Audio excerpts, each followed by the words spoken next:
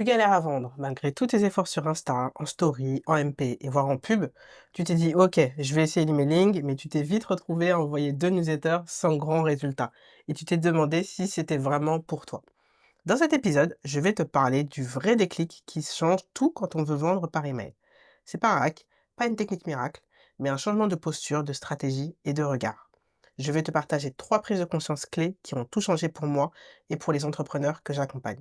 Et à la fin, ma solution pour t'aider à mettre ça en place concrètement. Bienvenue dans Mission Emailing, le podcast où on apprend à faire de l'email une arme secrète pour son business. Moi, c'est Phyllis, consultante et formatrice en emailing. Après plusieurs années à travailler comme responsable communication et à accompagner des entrepreneurs, je me suis spécialisée dans un canal sous-estimé mais ultra puissant, l'emailing. Si tu veux des stratégies concrètes, des astuces simples à appliquer, des partages d'expérience et une bonne dose de motivation, tu es au bon endroit. Alors installe-toi bien et c'est parti pour l'épisode du jour. Point numéro 1, l'email ne sert pas juste à vendre, il sert à créer une relation. La plupart des gens utilisent l'email comme un outil transactionnel, du genre je t'écris et toi tu achètes. Sauf que ça ne marche plus comme ça, ou très rarement. L'email, c'est maintenant un espace de relation, de création d'échanges, de confiance, de proximité, pas une vitrine de promotion. C'est comme si c'était un premier rendez-vous. Si tu parles que de toi, tu fais un monologue, tu parles de ton activité, de ton offre et que tu proposes directement quelque chose de plus concret, c'est gênant. Il faut prendre le temps de connaître qui se cache derrière, les adresses email que tu as récoltées. Mais créer du lien, poser des questions, inviter à interagir, raconter des anecdotes, de créer un véritable moment. Et là, les choses vont se passer naturellement. C'est-à-dire que par réciprocité, les abonnés, ils vont, aussi interagir avec toi, répondre à tes sondages, tes quiz et cetera pour, partager, leurs éventuelles problématiques ou ce qu'ils aimeraient avoir comme produit ou service, de ta part. Exemple avec une de mes clientes qui avait une super offre, mais ses emails étaient, un peu froids, un peu trop distants, trop techniques, limite, un peu robotiques et elle parlait à ses abonnés un peu comme des investisseurs et donc on a travaillé ensemble sur, la restructuration et la réécriture de ses emails et donc quand elle a véritablement osé écrire comme elle parle, partager un bout de son histoire, raconter à ce qui l'a poussé à créer son programme et cetera, l'engagement, l'interaction, les réponses, elles ont commencé à arriver et par la suite, les ventes. Point numéro 2, tu n'as pas besoin de plus d'abonnés sur ta liste mail, tu as juste besoin de mieux leur parler. On croit souvent que le problème, c'est la taille de sa liste mail, quand il y a quelque chose qui ne va pas. Alors on met toute son énergie à faire grandir sa liste, avec des freebies, des concours, des choses comme ça, sans véritable stratégie derrière. Alors que si tu as 100 personnes bien ciblées, engagées, qui comprennent ce que tu proposes, qui sont intéressées par ce que tu envoies comme contenu et qui, sont vraiment au niveau tiède, limite chaude pour pouvoir acheter tes offres, c'est 1000 fois plus puissant que 1000 touristes curieux qui n'achèteront jamais. C'est comme si tu organisais une soirée chez toi, tu invites 100 personnes au hasard dans la rue, l'ambiance elle sera trop chelou et clairement froide. Alors que si tu invites juste 10 potes bien proches, avec qui, tu as des liens de proximité beaucoup plus étroits. Ça, c'est tu peux être sûr que la soirée, elle sera mémorable. Et ça me fait penser à une autre cliente que j'ai accompagnée. Je vais pas nommer les noms, mais je vais juste, citer leurs initiales. Donc elle s'appelle K et donc quand on a, travaillé ensemble, elle avait une petite liste mail de 300 personnes et elle voulait la réveiller et puis bien sûr la faire grossir.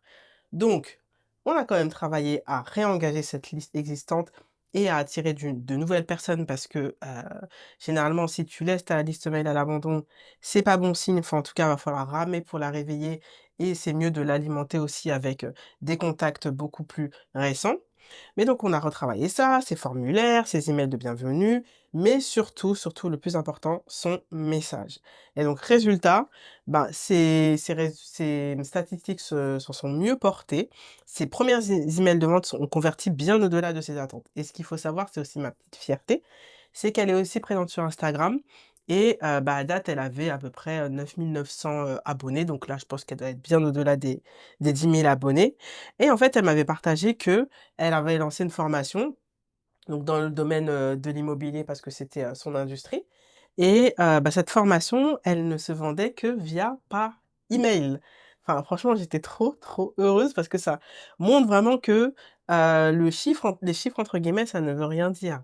Malgré ses 9 000 abonnés sur Insta, ben, elle ne vendait qu'à sa liste mail de 700 abonnés. Donc ça montre vraiment que, tu pas obligé d'attendre d'avoir les 1 000, 2 000, 3 000, 5 000 abonnés. Même avec moins de 500 abonnés, tu peux vendre. Et ça, bah, j'espère que tu l'as bien en tête et que ça va pas te freiner à parler et à commencer à vendre à ta liste mail, même si ils sont que 50 ou 100 par exemple. Troisième point, ce n'est pas ce que tu dis qui vend, mais c'est comment tu le dis. Nuance. Beaucoup de personnes ont une bonne offre. Je suis sûre que tu fais partie du lot.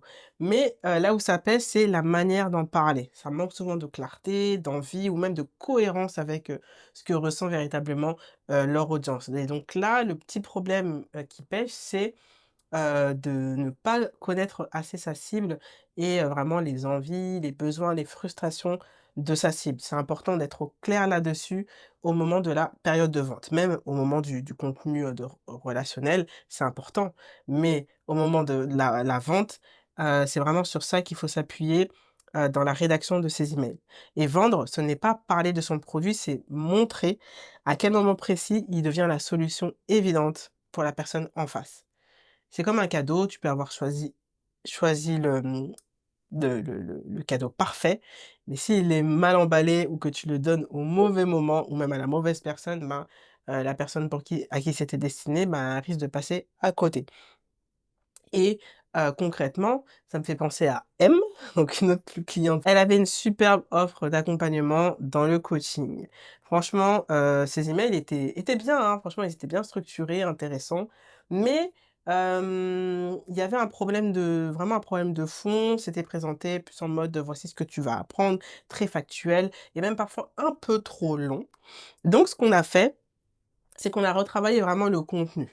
Le storytelling, on a mis en avant, les résultats concrets qu'apporte, son offre, les émotions derrière l'achat parce qu'il y avait, la nature de son coaching, c'est vraiment au niveau de la personne, donc c'est assez fort quand même. Donc, on a mis en avant ça, mais également aussi les bénéfices, la transformation apportée avec une dose de preuve sociale. Et grâce à ça, et ben, il y a eu de plus en plus d'engouement, et par la suite des ventes. Donc si tu dois retenir 3 choses de cet épisode, ce sont les suivantes. Petit 1, l'email c'est avant tout de la relation, pas de la vente froide.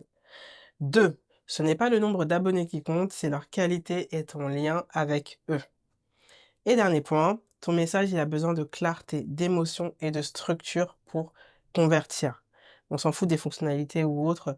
On veut vraiment, vraiment le cœur, le nectar et aussi, s'appuyer sur, les frustrations, la transformation de ton offre, les bénéfices, tout ça là, il faut que ça ressorte dans tes emails quand tu es en train de vendre. Et si tu sens que tu veux enfin construire une stratégie d'emailing, vendre sans forcer de manière fluide, sans dépendre des algorithmes parce qu'on les connaît, et sans faire des réels tous les jours parce que ça c'est relou, je t'invite à découvrir ma solution qui s'appelle Emailing Elite.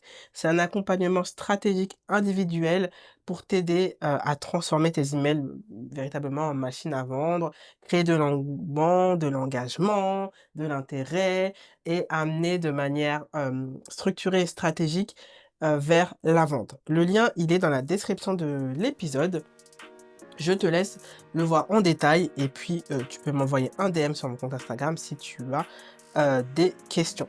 Si tu as aimé cet épisode, n'hésite pas à laisser un petit avis et 5 étoiles.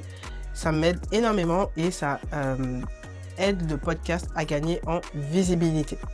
D'ici là, je t'invite à ne pas lâcher avec l'emailing et je te dis à très vite dans le prochain épisode.